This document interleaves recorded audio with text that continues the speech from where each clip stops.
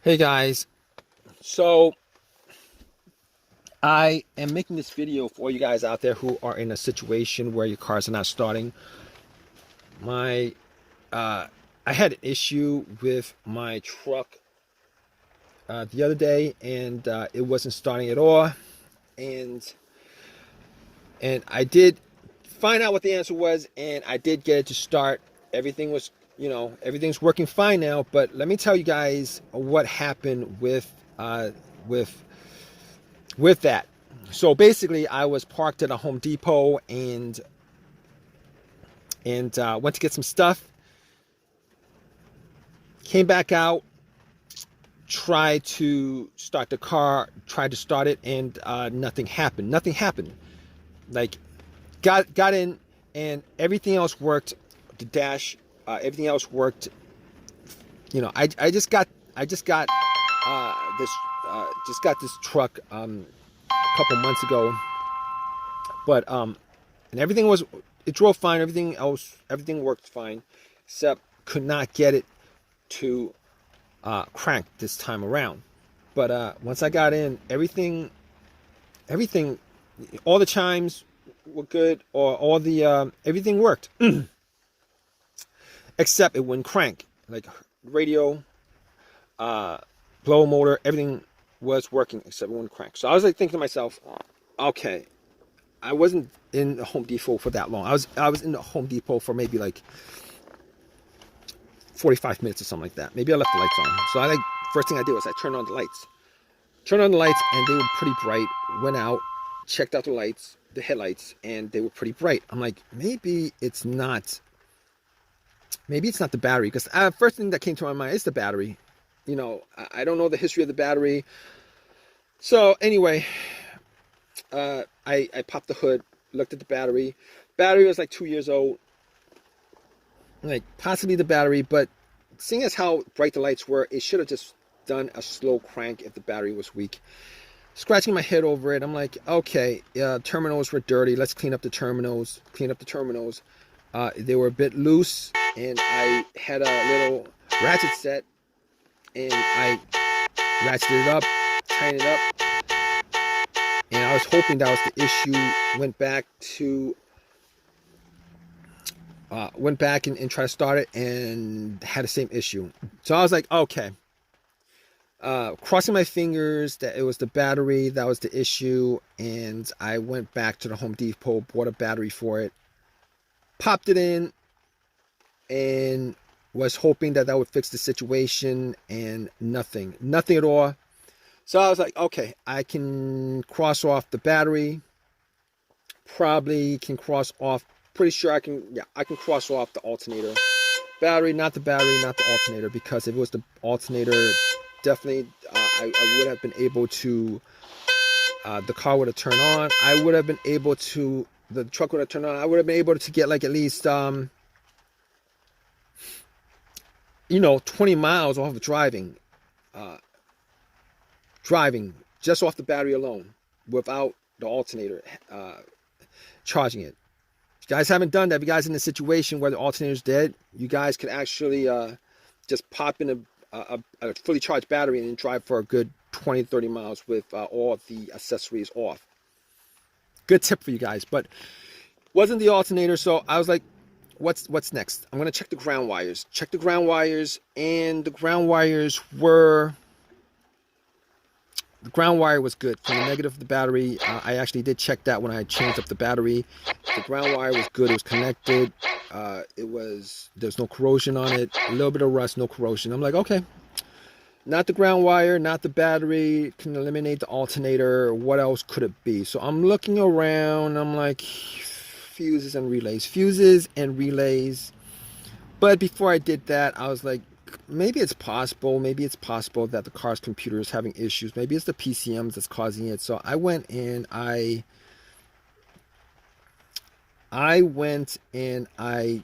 got I had an OBD2 that I used when I bought the car that I got from Walmart for $19. And basically what I did was I know that the OBD2 is not going to pick up a no start issue for the most products, especially a $19 OBD2. But I plugged it in just to make sure that the battery's connected to the car. And guess what? The computer was connected to the car. And guess what? The computer was connected to the car. It did a readout. There was no codes, nothing that would cause the situation that it could pick up. That it could pick up. Everything was good. Okay, so I can rule out the car's computer not connecting to the car. Fine, can rule that out. And at that point I was thinking, okay, I got a couple of easy fixes left with this. A couple easy fixes I have left with this. One of those easy fixes would be a fuse or relay. And I was crossing my fingers that it may be a relay.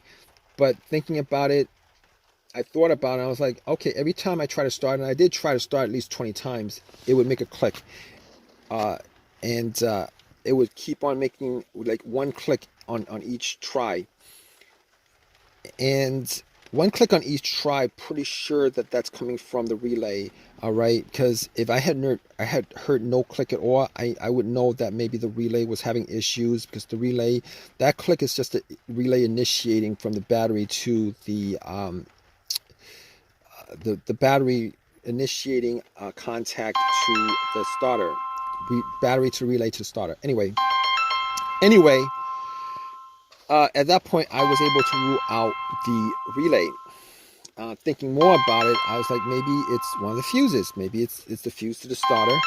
And I was thinking all these situations that I had previously, and before I got this truck, I actually did have an Acura, and one of those situations that occurred to me occurred when I had that Acura was a no start, no crank situation, and it was no crank, no start situation in with that car because I had no power to the car, and figured out that it was the main fuse that was blown. Pretty much connected two screwdrivers, two metal ends of the screwdrivers to where the fuse terminals were, and the car powered on and started up. Unfortunately, it was not an easy fix for this, for this, because I was getting power. I was getting power for everything except it won't crank. The engine won't crank. So I was like, okay, let's cross that off the list. The other fuse issue that I had was with I believe it was either the fuse to the car's PCM or a fuse to the fuel pump. It would crank, but it would not turn over. Everything else worked. It would crank, but it would not turn over. And changed that up, and I believe it was the fuel pump fuse. Changed the fuse. It started right up. Which unfortunately is not the situation in this case, because this is a no crank, no start issue. It will not crank at all. So at that point, I pretty much crossed off pretty much everything that could possibly be the issue except for the starter. Now, here's this issue. Here's my problem with this issue, particularly with the starter. Now, well, not exactly a problem, but the guy who sold me the car told me that the starter was changed up like, a year and a half ago. He's selling the car with a starter that's practically brand new. Only put on a couple thousand, like 5,000, 7,000 miles on the car since he swapped out the starter. And I was thinking to myself, maybe it is the starter. Maybe it is the starter. So I was like, at that point, I was like, there's no way I could test it out. I could, but there's no way I could test it out, particularly in a Walmart parking lot. So I was like, I had my tools with me and everything. So called AAA. AAA picked up the truck, drove it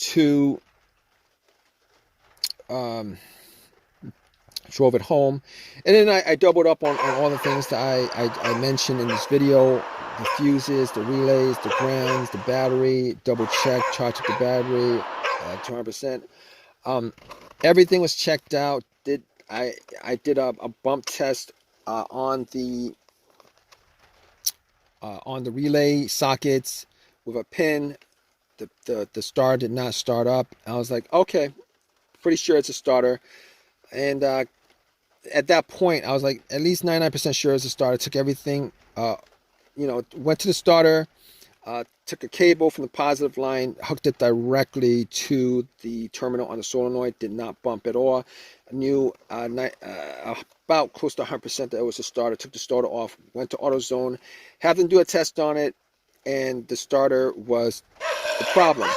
Anyway, at that point, I was like, okay, let's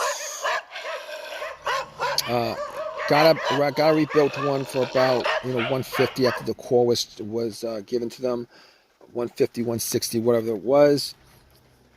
Pop the starter in, and you know what? I was hoping that it was the starter. Pop the starter in, turn it on, and it turned on. It turned on, and I was glad that it was a starter. I mean, it was. I was disappointed that the starter was the problem after being told that it was replaced, but things happen.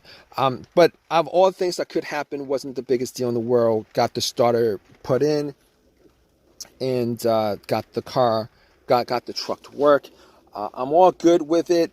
If you guys are in this situation, you guys are still with me, just go through all the steps as far as what I've mentioned in this video.